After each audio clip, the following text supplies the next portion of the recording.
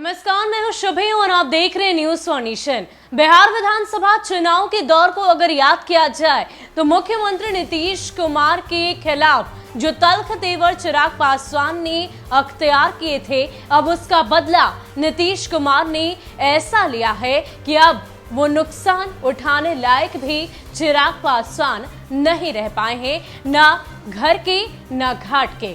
उनको अपने ही बंगले से इस कदर बेदखल किया गया है कि वो कहीं के भी नहीं है। ना चिराग पासवान नीतीश कुमार से अपने दर्द को बयां कर सकते हैं और ना ही जो नुकसान नीतीश कुमार की तरफ से दिया गया वो नुकसान उठाने की जद्दोजहद।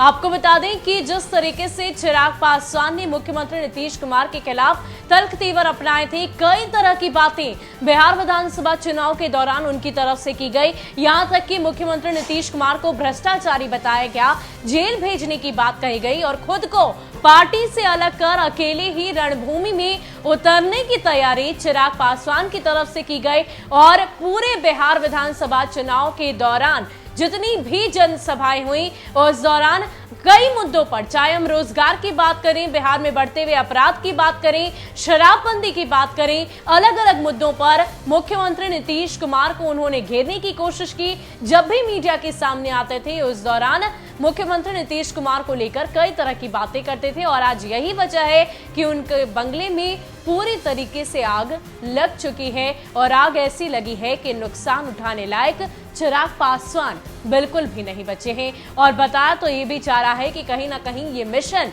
मुख्यमंत्री नीतीश कुमार की तरफ से ही चलाया गया है।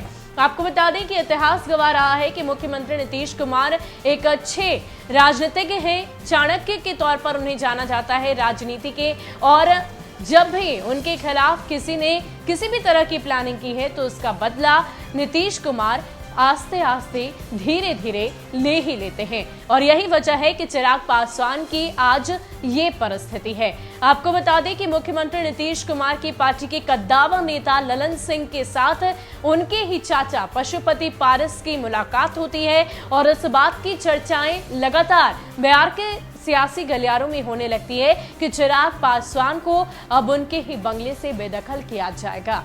आपको बता दें कि जिस तरीके से मुख्यमंत्री नीतीश कुमार के खिलाफ तल्ख तेवर अपनाए गए और चिराग पासवान ने हमेशा पार्टी के भीतर खाने अपनी ही मनमानी चलाई, हमेशा अपनी ही अलग राह को लेकर चले और यही वजह है कि आज इस तरीके से पार्टी के भीतर खाने नाराजगी दिखाई दे रही है। और इससे पहले भी कई सारी नेताओं ने पार्टी का दामन छोड़कर जेडीयू का दामन थाम लिया। बिहार विधानसभा चुनाव के अगर गणित को भी समझने की कोशिश करें तो एक दौर में जब जेडीयू बिहार की सबसे बड़ी राजनीतिक पार्टियों में से एक हुआ करती थी, तो आज तीसरी नंबर की पार्टी बनकर उभरी है। आरजेडी सबसे बड़ी है, उसके बाद भाजपा है और वजह सिर्फ और सिर्फ चिराग पासवान। वो इसलिए कि बिहार विधानसभा चुनाव में भले ही उन्हें करारी शिकस्त का सामना करना पड़ा हो, लेकिन चिराग पासवान पूरी तरीके से वोट कटवा के तौर पर साबित हुए।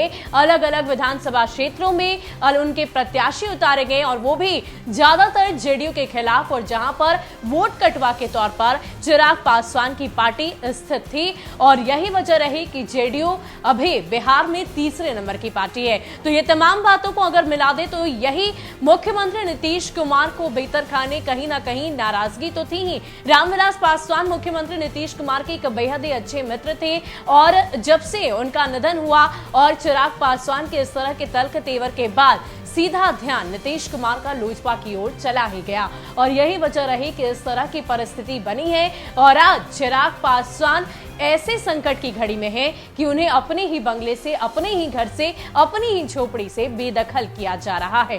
आपको बता दें कि चिराग पासवान जिस तरीके से पार्टी का नेतृत्व कर रहे थे, सारे दारोमदार उनके ही कंधों पर थे और उस दौरान उन्होंने कई ऐसे निर्णय लिए, कई ऐसे अहम फैसले लिए जिसको लेकर पार्टी के कार्यकर्ताओं में, पार्टी के नेताओं में नाराजगी थी। और आज ये परिस्थिति बन गई है कि मुख्यमंत्री नीतीश कुमार का ये ऑपरेशन पूरी तरीके से सफल रहा। लोजपा ऑपरेशन का नाम इसे दिया जा रहा है, क्योंकि हमने आपको पल पल की कहानी सुनाई। इससे पहले जिक्र किया कि किस प्रकार एक एक सांसद एक बड़ी ही अच्छी प्लानिंग के तहत पार्टी के साथ इस तरह की बगावत की बात सामने लाई और ये पूरी प्लानिंग को अंजाम दिया गया, और वो भी मुख्यमंत्री नीतीश कुमार के ऑपरेशन के तहत, क्योंकि इसमें शामिल हैं जेडीयू के कद्दावर नेता ललन सिंह। यानी कि ये कहना बिल्कुल भी गलत नहीं होगा कि मुख्यमंत्री नीतीश कुमार ने चिराग पासवान को ऐसा नुकसान पहुंचाया है कि वो नुकसान उठाने तक के